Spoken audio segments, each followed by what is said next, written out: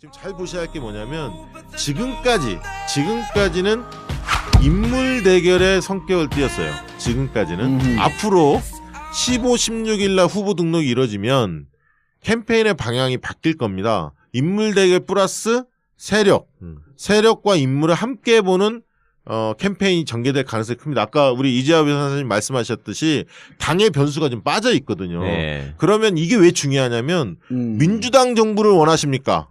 국민의당 정부를 원하십니까? 이러면 사람들이 민주당은 싹 쏠리죠. 예. 든든하다는 느낌이 있고 예. 수권 태세를 갖췄다는 느낌이 듭니다. 예. 반면에 국민의당은 그런 느낌이 안 들거든요. 예. 그래서 인물과 세력 구도로 바뀔 가능성이 있다. 첫째. 두 번째, 저는 변화 가능성이 있는 대목을 뭘로 보냐면 불안감이 있더라. 안철수한테는. 그러니까 안철수 개인은 지지하지만 집권을 했을 때 40석인데 이 40석으로 과연 국정 운영을 할 수 있을까에 대한 굉장히 불안감이 있더라는 거예요. 핵심이 뭐냐면 탄핵이 터졌는데 지금도 국정이 좀 혼란스러운데 빨리 안정됐으면 좋겠는데 40석을 가지고 과연 자유한국당하고 손잡을 건지 민주당하고 손잡을 건지 명쾌하게 이야기하고 있지 않거든요. 안철수 후보는 대통합이라는 이야기를 하고 있습니다. 골고루 인재를 갖다 쓰겠다. 예. 이렇게 이렇게 이야기하지만 한국사에서 그러면 정계 개편이 일어난다는 거냐? 이게 지금 어느 쪽으로 하는 거냐? 혼란스럽고요.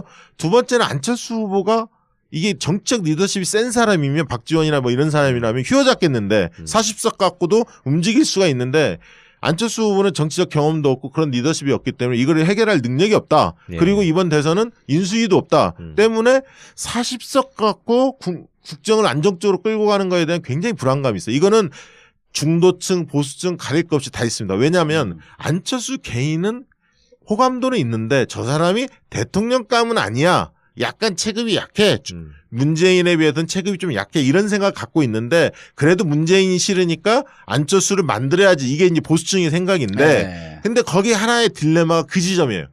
딱 그 부분. 불안감. 국정을 안정적으로 끌고 나가지 못할 거라는 불안감. 요게 다 키포인트고 그다음에 이제 박지원이 상황 노릇 할 거라는 예. 그 일부에서 많이 좀 돌고 있는 이 부분도 상당히 아킬레스건 중에 하나입니다. 그럼 실질적으로 지금 그 정리하면 개인 인물에서 이제 구도 당대당으로 가게 되면 빠질 여지가 당대 인물이 합쳐지는 당대 것도. 인물이 합쳐져갖고 이제 좀 빠질 여지가 좀 있고 그다음에 또 하나는 40석인데 40석이 예를 들어갖고 40석 집권해요. 그 연정 그 누가 손잡을 수밖에 없어. 근데 민주당은 하고는 손을 못 잡잖아. 손을 못 잡을 건 뭐 하려고 싸워?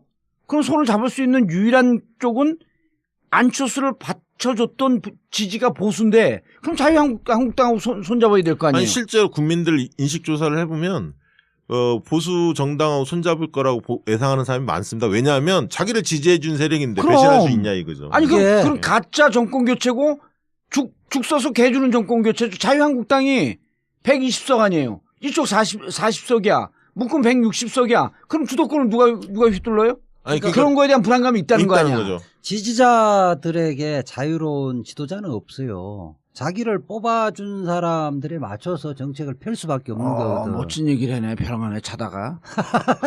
그게 아니고 예. 실질적으로 다 그래요. 내가 이제 민변 회장이 나갔다. 내를 뽑아준 사람들이 누구다라는 거 대충 알 거란 말이야. 그게 이른바 정치에서는 네. 부채가 있다는 거예요. 자기 부채 있는 사람한테 기울기를 갈 수밖에 없어. 그렇게 하고 예컨대 뭐 사드 뭐 반대해서 찬성으로 돌아섰잖아요. 다시 찬성으로 돌아올 수가 없습니다. 그때부터는 지지자 이탈 현상이 일어나 버리면 정권을 유지를 할 수가 없어요. 그러니까 그래서 안철수 후보한테 사람들이 걱정하는 거는 많이 휘둘릴 것 같다. 특히 이제 박지원 의원의 영향력에 놓일 것 같다. 왜? 국민의당은 안철수당 같지 않다. 요즘에 보면 박지원당 아니냐.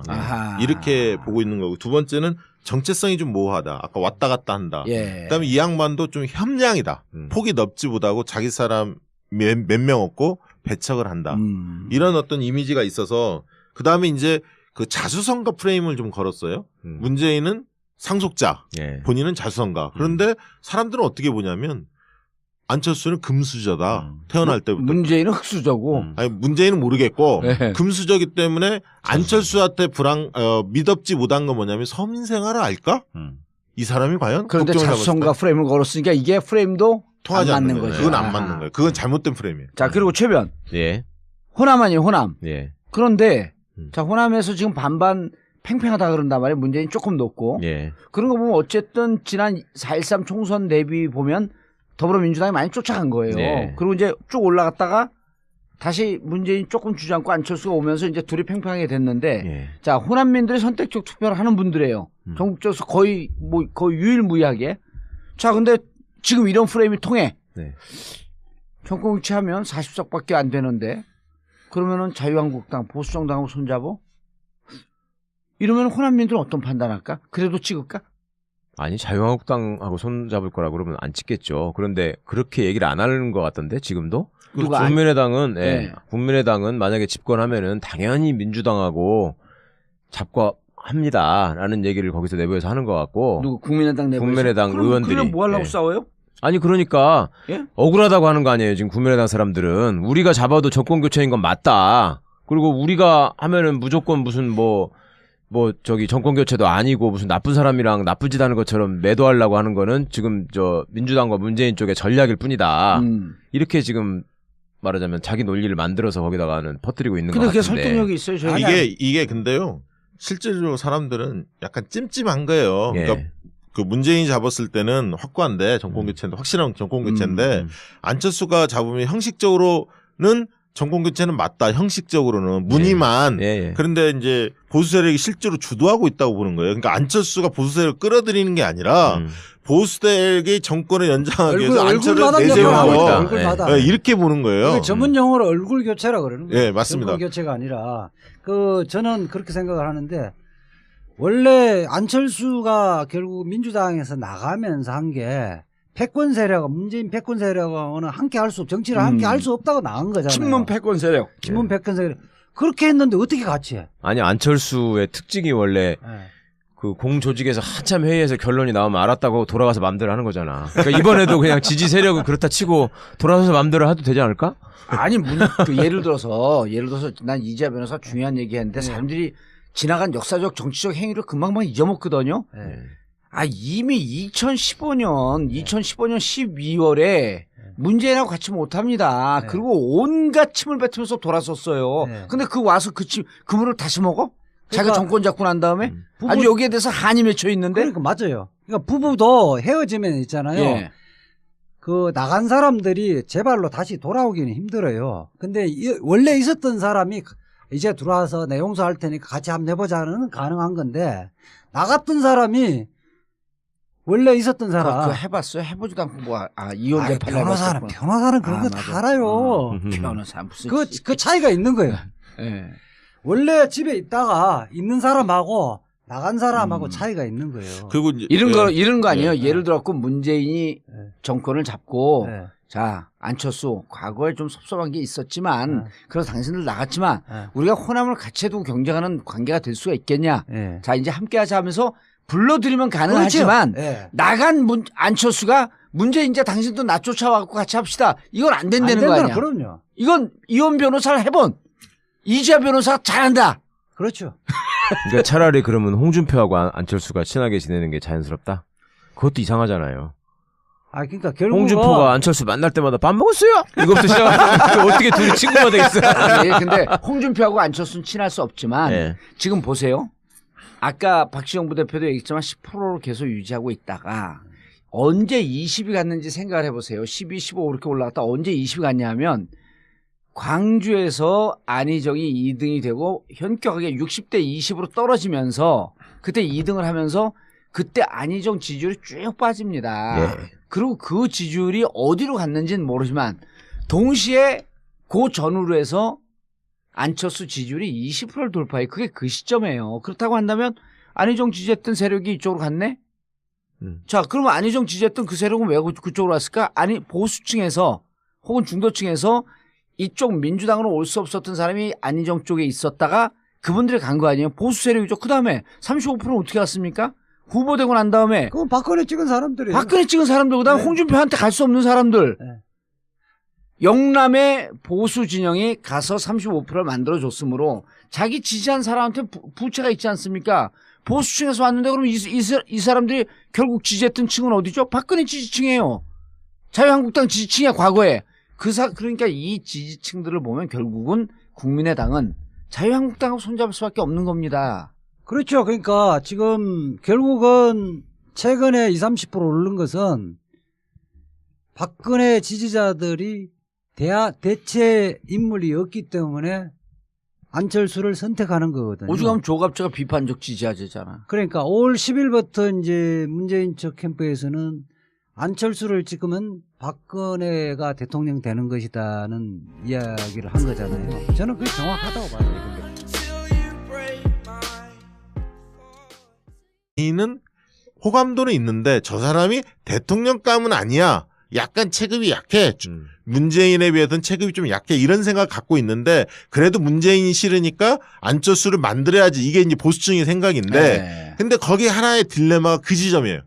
딱 그 부분. 불안감. 국정을 안정적으로 끌고 나가지 못할 거라는 불안감. 요게 다 키포인트고 그다음에 이제 박지원이 상황 노릇 할 거라는 예. 그 일부에서 예. 많이 좀 돌고 있는 이 부분도 상당히 아킬레스건 중에 하나입니다. 그럼 실질적으로 지금 그 정리하면 개인 인물에서 이제 구도 당대당으로 가게 되면 빠질 여지가 당대 인물이 합쳐지는 당대 것도. 인물이 합쳐져갖고 이제 좀 빠질 여지가 좀 있고 그다음에 또 하나는 40석인데 40석이 예를 들어갖고 40석 집권해요.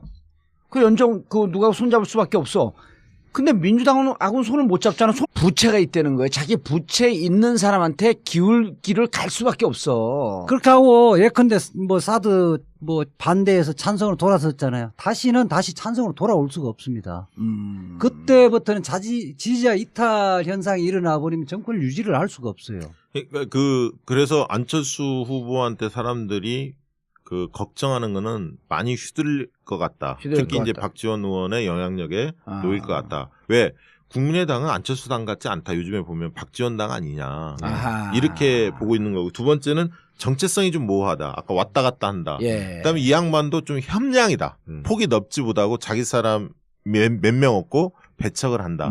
이런 어떤 이미지가 있어서 그다음에 이제 그 자수성가 프레임을 좀 걸었어요. 문재인은 상속자, 예. 본인은 자수성가. 그런데 사람들은 어떻게 보냐면 지금 잘 보셔야 할 게 뭐냐면 지금까지는 인물 대결의 성격을 띄었어요. 지금까지는 앞으로 15, 16일 날 후보 등록이 이뤄지면 캠페인의 방향이 바뀔 겁니다. 인물 대결 플러스 세력과 인물을 함께 보는 캠페인이 전개될 가능성이 큽니다. 아까 우리 이재하 변호사님 말씀하셨듯이 당의 변수가 좀 빠져 있거든요. 네. 그러면 이게 왜 중요하냐면 민주당 정부를 원하십니까? 국민의당 정부를 원하십니까? 이러면 사람들이 민주당은 싹 쏠리죠. 예. 든든하다는 느낌이 있고 예. 수권 태세를 갖췄다는 느낌이 듭니다. 예. 반면에 국민의당은 그런 느낌이 안 들거든요. 예. 그래서 인물과 세력 구도로 바뀔 가능성이 있다. 첫째. 두 번째, 저는 변화 가능성이 있는 대목을 뭘로 보냐면 불안감이 있더라. 안철수한테는. 그러니까 안철수 개인은 지지하지만 집권을 했을 때 40석인데 이 40석으로 과연 국정 운영을 할 수 있을까에 대한 굉장히 불안감이 있더라는 거예요. 핵심이 뭐냐면 탄핵이 터졌는데 지금도 국정이 좀 혼란스러운데 빨리 안정됐으면 좋겠는데 40석을 가지고 과연 자유한국당하고 손잡을 건지 민주당하고 손잡을 건지 명쾌하게 이야기하고 있지 않거든요. 안철수 후보는 대통합이라는 이야기를 하고 있습니다. 골고루 인재를 갖다 쓰겠다. 예. 이렇게 이야기하지만 한국사에서 그러면 정계 개편이 일어난다는 거냐? 이게 지금 어느 쪽으로 하는 거냐? 혼란스럽고요. 두 번째는 안철수 후보가 이게 정책 리더십이 센 사람이면 박지원이나 뭐 이런 사람이라면 휘어잡겠는데 40석 갖고도 움직일 수가 있는데 안철수 후보는 정치적 경험도 없고 그런 리더십이 없기 때문에 이걸 해결할 능력이 없다. 예. 그리고 이번 대선은 인수위도 없다. 때문에 40석 갖고 국정을 안정적으로 끌고 가는 거에 대한 굉장히 불안감이 있어요. 이거는 중도층, 보수층 가릴 것 없이 다 있습니다. 왜냐하면 안철수 개인 손을 못 잡을 건 뭐 하려고 싸워?